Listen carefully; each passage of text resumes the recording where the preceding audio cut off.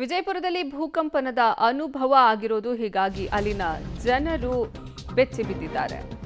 ವಿಜಯಪುರದಲ್ಲಿ ಮತ್ತೆ ಭೂಕಂಪನದ ಅನುಭವ ಅಲ್ಲಿ ಆಗಿದೆ. ತಡರಾತ್ರಿ ಭೂಮಿ ಕಂಪಿಸಿದ ಅನುಭವ ಅಲ್ಲಿನ ಜನತೆಗೆ ಆಗಿರೋದು. 2 ಬಾರಿ ಭೂಮಿ ನಡುಗಿದೆ ಅಂತ ಅಲ್ಲಿನ ಜನ ಹೇಳ್ತಿದ್ದಾರೆ.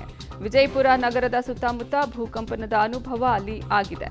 ಹೀಗಾಗಿ ಸರಣಿ ಭೂಕಂಪನದಿಂದ ಅಲ್ಲಿನ ಜನತೆ ಕಂಗಾಲಾಗಿದ್ದಾರೆ. ವಿಜಯಪುರದಲ್ಲಿ ಮತ್ತೆ ಭೂಕಂಪನದ ಅನುಭವ ಆಗಿದೆ. ಹೀಗಾಗಿ ಅಲ್ಲಿನ ಜನರು ಕಂಗಾಲಾಗಿದ್ದಾರೆ.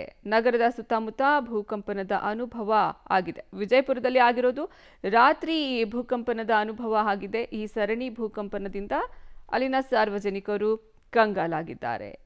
ವಿಜಯಪುರದಲ್ಲಿ ಮತ್ತೆ ಭೂಕಂಪನದ ಅನುಭವ ಆಗಿದೆ. ಹೀಗಾಗಿ ಅಲ್ಲಿನ ಜನ ಸಹಜವಾಗಿ ಆತಂಕದಿಂದ ಇದ್ದಾರೆ. ರಾತ್ರಿ ಅವರಿಗೆ ಈ ಭೂಕಂಪನದ ಅನುಭವ ಆಗಿರೋದು. ತಡರಾತ್ರಿ ಭೂಮಿ ಕಂಪಿಸಿದ ಅನುಭವ ಅಲ್ಲಿನ ಜನತೆಗೆ ಆಗಿದೆ. ಹೀಗಾಗಿ ವಿಜಯಪುರದ ಜನರು ಆತಂಕದಲ್ಲಿದ್ದಾರೆ. 2 ಬಾರಿ ಅಂದರೆ ಇದು 2ನೇ ಬಾರಿ ಆಗಿರೋದು. ಹೀಗಾಗಿ ಸಹಜವಾಗಿ ಅವರು ಆತಂಕದಲ್ಲೇ ಇದ್ದಾರೆ.